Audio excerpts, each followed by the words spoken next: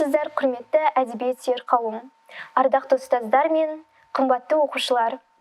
Тәуелсіздік мерекесінің қарсаңында ұлы ақын Абайдың 175 жылдық мерейтойына арналып отырған Абай сөзі өшпес мұра атты әдеби сазды бағдарламасын назарларыңызға ұсынамыз. Абай ол қазақ әдебиетінің жаңа кезеңінің негізін қалаушы, әлемге танытушы.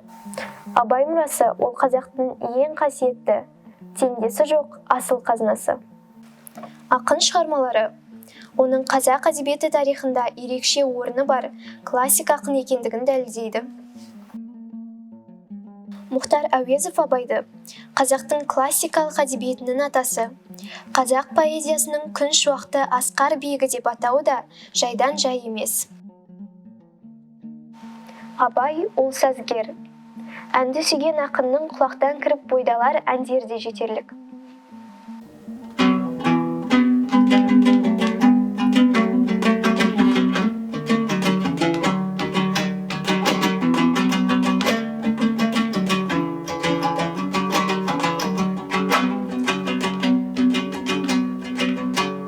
Желсіз түнде жарық ай, сәулесі суда дірілдеп, ауылдың маңы терең сай, тасыған өзен көлінде.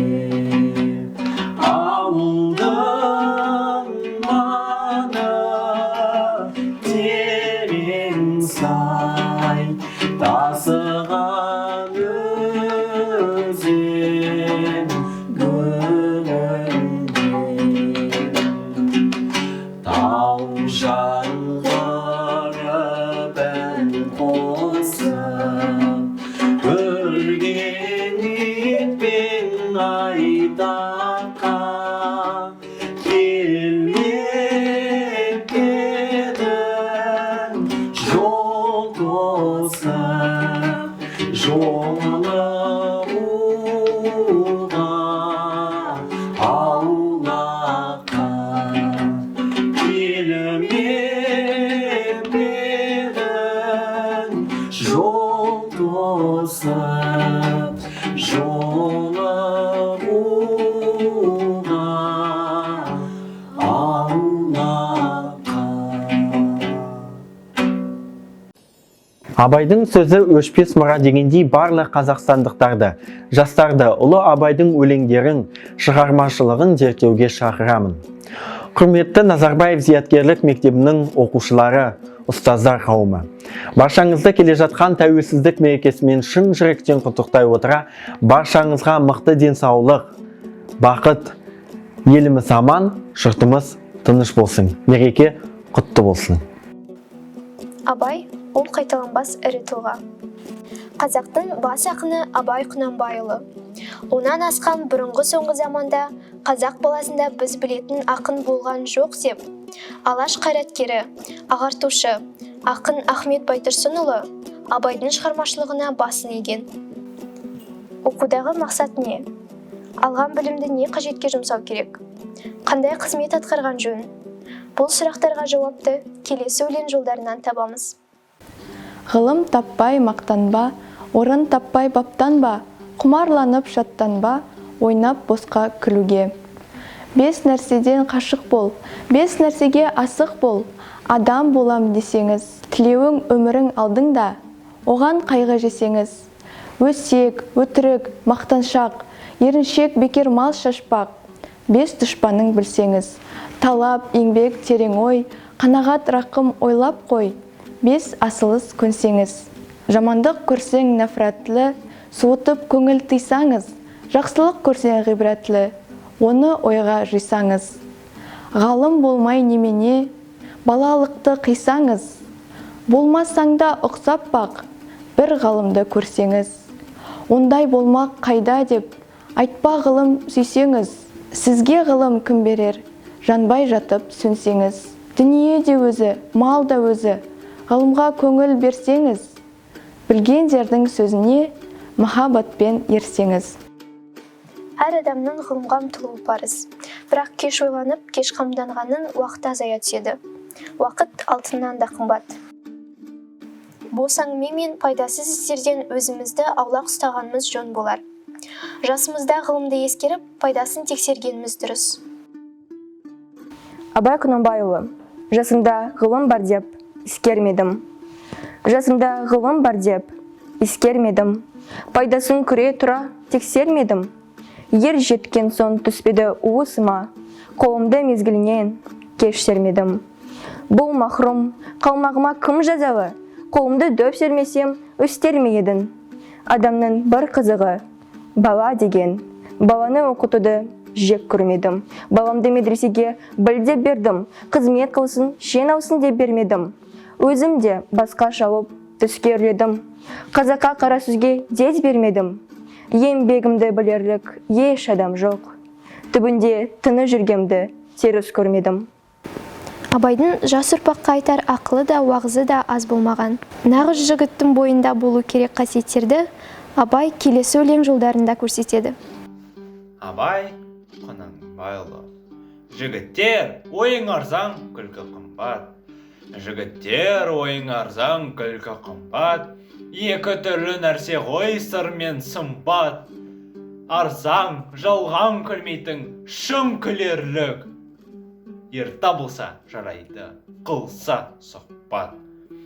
Кейбіреу тыңдар үйден шыққанынша, кейбіреу қояр көңіл ұққанынша. Сөз мәнісін білері кейбіреу бар, абайлар әрбір сөзді өз халынша. Шын көңілмен сейсекең кімді сейсе, бір сөзімен тұрса екен жаңса кейсе. Қырмызы, қызыл жібек бос балалар, оңғақ бұлдай бұлғайды бір дым тесе. Керек іс бос балаға талаптылық, әртүрлі өнер, мінез жақсы қылық. Кейбір жігіт жүреді мақтан келіп, сыртқа пысық келеді сөзге сыңық. Кемді күн қызық дәурен тату өткіз, жетпесе біріңді кім бірің жеткіз. Күңшілдіксіз тату бол, шын көңілмен, қиянашыл болмақты естен кеткіз.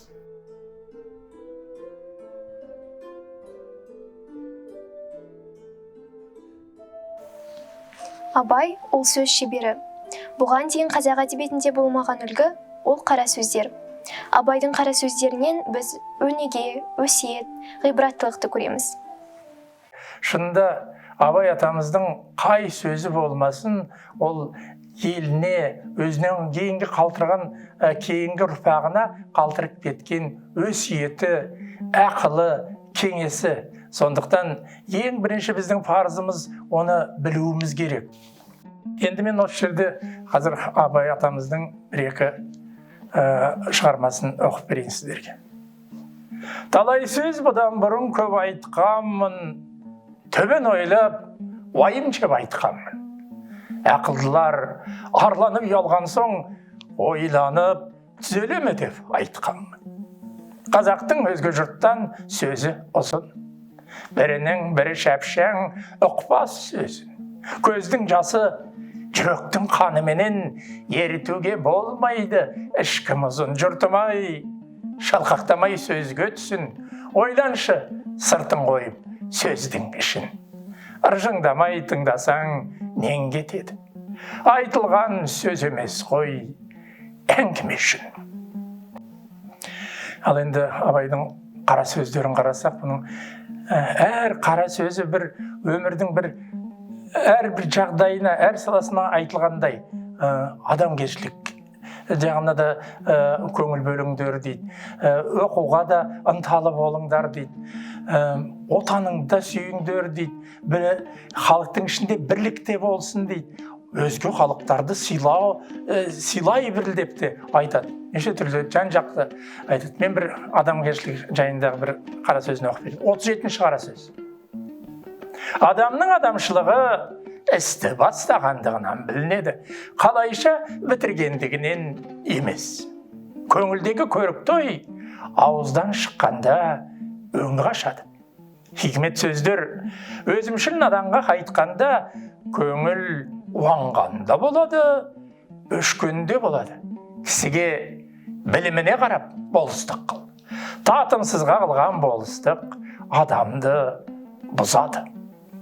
Әкесінің баласы адамның дұшпаны, адамның баласы бауырың. Ер артық сұраса да азға разы болады. Ез аз сұрар, арттырып берсең де разы болмас. Өзің үшін еңбек қылсаң, өз үшін оттаған хайуанның бірі боласың. Адамшылықтың қарыз үшін еңбек қылсаң, Алланың сүйікті құлының бірі боласың. Сократқа у ішкізген, Янна аркты отқа өртеген, Ғайсаны дараға асқан, пайғамбарымызды түйенің жемтігіне көмген кім? Ол көп. Ендеше көпте ақыл жоқ. Ебін тапта жөнге сал. Адам баласын замана өсіреді. Кімде-кім жаман болса, замандасының бәрі виноват. Мен закон қуаты қолында бар кісі болсам, адам мінезін түзеп алмайды деген кісінің тілін кесер едім. Дүниеде жалғыз қалған адам, адамның өлгені. Қапашылықтың бәрі соның басында. Дүниеде бар жаман да көпті, бірақ қызық та, ермек те көпті. Бастапқыға кім шыдайды? Соңғыға кім азбайды? Жаманшылықты кім көрмейді? Үмітін үзбек, қайратсыздық. Дүниеде еш нәрседе баян жоқ екені рас. Жамандықта қайдан баяндап қалады дейсің. Қары қалың қатты қыстың артынан, көгі қалың көлі мол жақсы жаз келмеуші ме еді? Егер ашулы кісінің сөзі аз болса, за қуаты артында болған. Егер де аузынан қараған ағызса, домбыт мақтаншақ, я қорқақ. Қуанбақтық пен бақ, мастықтың үлкені. Мыңнан бірақ кісі артын ашпайтұғын, ақылы бойында қалады. Егер ісім өнсін десең, ретін тап. Биік мәнсәп, биік шартас. Ерінбей еңбектеп жылан да шығады, екпіндеп ұшып қыран да шығады. Жікшіл ел жетпей мақтайды. Желек күпелер шын деп ойлайды. Дүние үлкен көл, заман соққан жел. Алдыңғы толқын ағалар, артқы толқын інілер. Кезекпенен өлінер, баяғыдай көрінер. Бақпен асқан патшадан, мимен асқан қарартық. Сақалын сатқан кәріден, еңбегін сатқан бал артық. Тоқ тіленші адам сайтаны, харекетсіз сопы монтаны. Жаман дос көлеңкі, басыңды күн шалса, қашып құтыла алмайсың. Басыңды бұлт шалса, іздеп таба алмайсың. Досы көппен сыйлас, досы жоқпен сырлас. Қайғысыздан сақ бол, қайғылыға жақ бол. Қайратсыз ашу тұл, тұрлаусыз ғашық тұл, шәкіртсіз ғалым тұл. Бағың өскенше тілеуіңді еліңде тілейді, өзіңде тілейсің. Бағың өскен соң өзің ғана тілейсің. Міне 20-шы жылды аяғына жақындап келіп жатыр. Желтоқсан айы. Біз мына тәуелсіздік күнінің қарсаңында отырмыз. Сондықтан баршаларыңызды осы келе жатқан ұлы мерекемізбен шын жүректен құттықтаймын. Заман ауысып қанша уақыт өтсе де, Абай өзінің туған халқымен мәңгі бақи бірге жасайды. ғасырлар бойы қалың елдің қазағын жаңа биіктерге, асқар асуларға шақыра береді. Ұлы ақын Абайдың шығармашылығына арналған бағдарлама өз мәресіне жетті. Сіздерді келе жатқан Қазақстан Республикасының тәуелсіздік күнімен шын жүректен құттықтаймыз. Аманшылықта жүздескенше сау болыңыздар.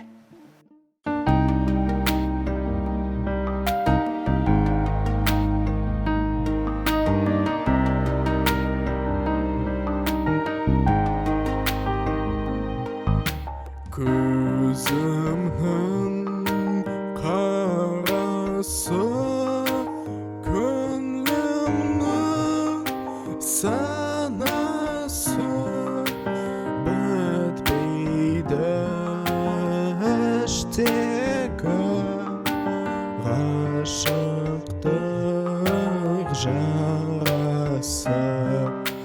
Бітпейді іштегі ғашықтық жарасы.